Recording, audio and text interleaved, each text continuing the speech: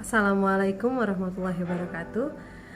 Salam semangat bagi kita semua. Perkenalkan, nama saya Rida Rianti Mahyardiani, peserta Diklat Pelatihan Dasar Pekerjaan Sosial Angkatan 4, Gelombang 1 tahun 2022.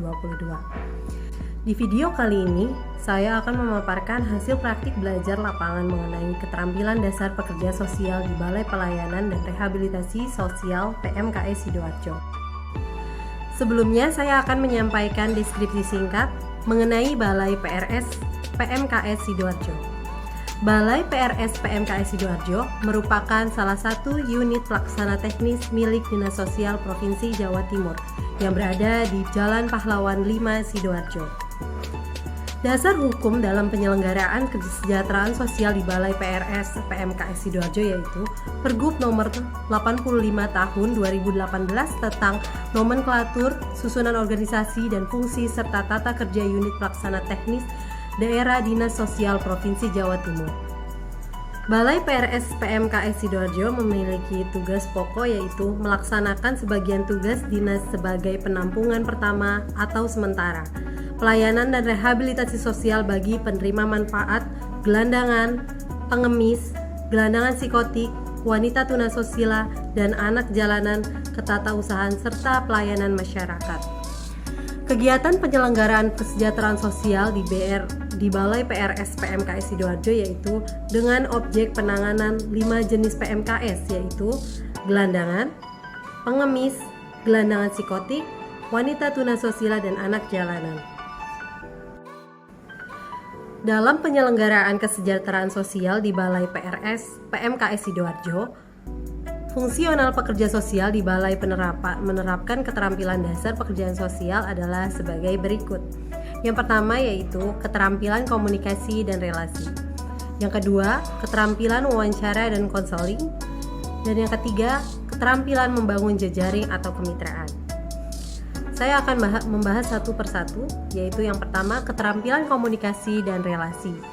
Pekerja sosial perlu melakukan komunikasi yang efektif, terstruktur, serta mendalam dengan memerhatikan kemampuan klien dalam menangkap informasi yang kita sampaikan. Hal ini dilakukan agar klien mau merubah sikap, pendapat, atau perilakunya ke arah yang lebih baik.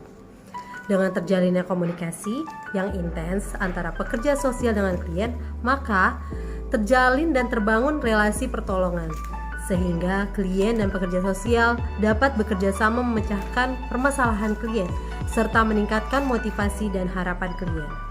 Yang kedua adalah keterampilan wawancara dan konseling. Wawancara yang dimaksud diperlukan pada saat identifikasi awal dan asesmen.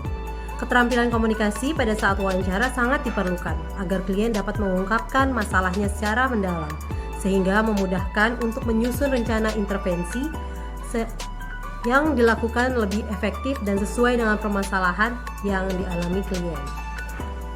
Pekerja sosial juga berperan sebagai konselor dengan memberikan dukungan yang positif dan mengajarkan hal-hal baik dan memfasilitasi klien ketika membutuhkan pengungkapan perasaan atas masalahnya. Hal tersebut dilakukan agar klien mampu meyakini dirinya sendiri dan terampil dalam menentukan pilihan yang sehat dan produktif. Selanjutnya yaitu keterampilan membangun jejaring atau kemitraan. Keterampilan membangun jejaring atau kemitraan untuk membangun relasi sangat dibutuhkan agar pekerja sosial mampu menghubungkan klien dengan berbagai sistem sumber untuk memecahkan masalah dari klien.